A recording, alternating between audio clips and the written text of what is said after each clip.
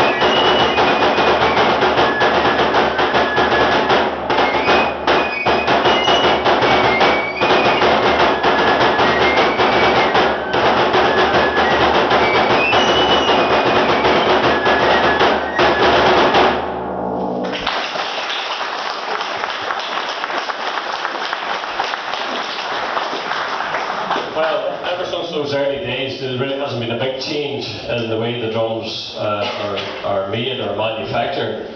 Just to give you a wee insight into the drums, not to bore you to death, but as I was saying, these are oak shell drums, and they're actually made in two very, very light and very thin planks of oak, and they're joined in the middle there, and that's about 12 inches or so, 12 and a half inches, and it's actually about 16 and a half foot long before it's bent round.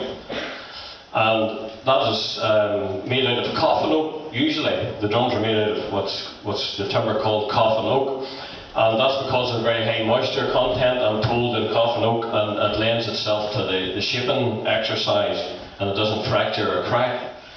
And the two bits, whenever they've been formed and made round in, they're met together here in the centre, and there's a hoop inside the drum there which supports that. And the drums are then, or the two bits are then tacked together, they're glued and tacked together. And wee brass text goes in there, and that gives you a bit of a pointer as to who makes the drum.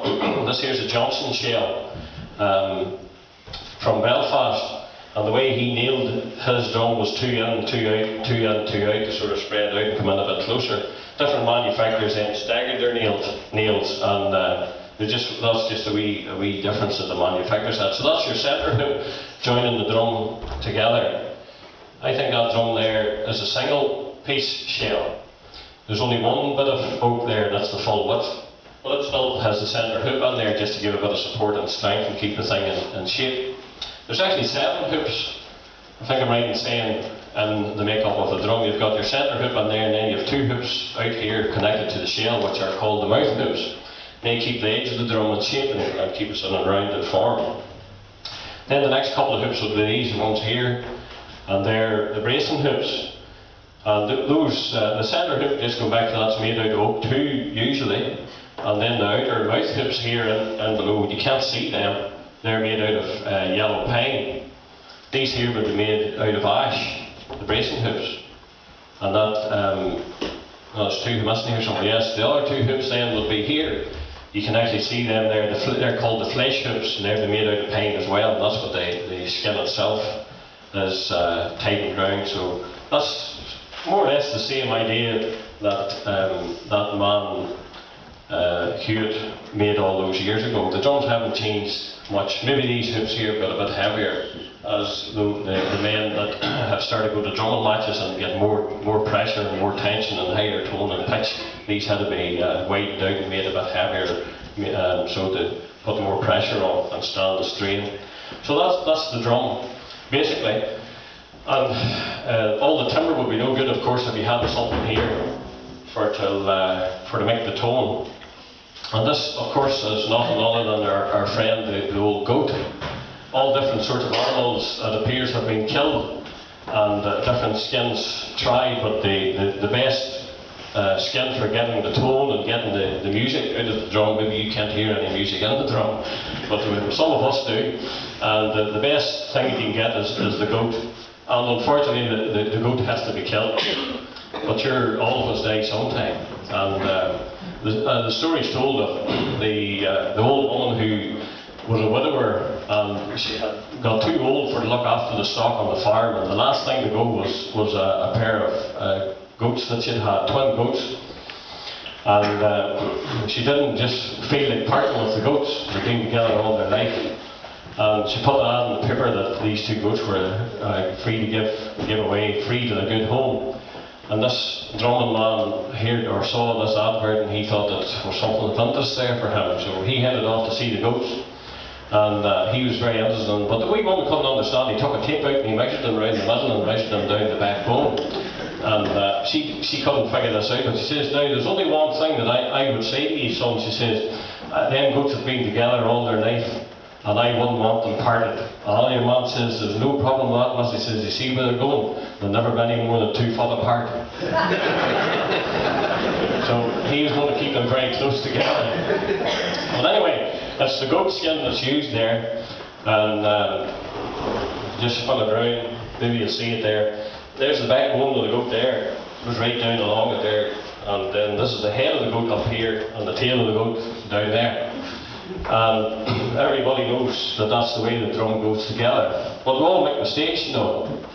And I put this drum here up a Monday week ago to get it ready for tonight. We just give it a bit of a squeeze, a bit of a pull, and we practiced with it on the Tuesday night, and then we were practicing last night again, but I wasn't fit to make it.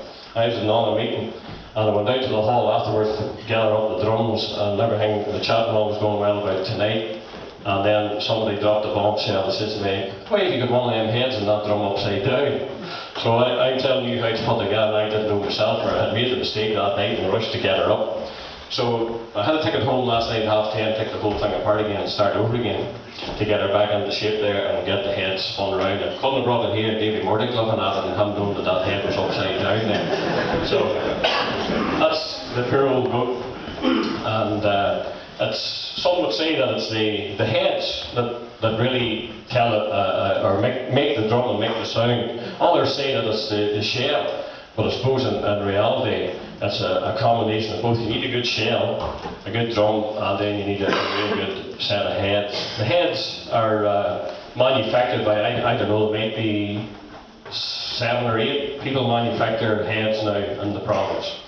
They were getting very hard to get at times there, but I would nearly be sure that these heads here, they're Loudon's, a man Loudon from Ballymoney makes heads now, and he would get us quite a lot of heads.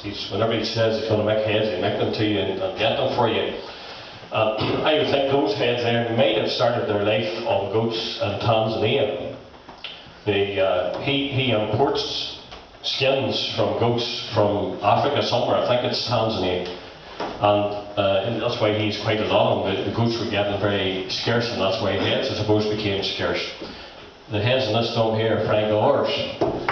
and he's a man from Lambay, and he manufactured too. There's several. It's really a family tradition or family thing, and it's done on a part-time basis. I don't think there's anybody at it full-time. Them men with all of other jobs, or supposed to have other jobs, maybe spend quite a lot of time making heads. You can make a good living at it now. A set of heads would be 130, 120 pound to get a set of heads, and they might only last for one match or something like that, and you're running even more. So that's the heads for the drum.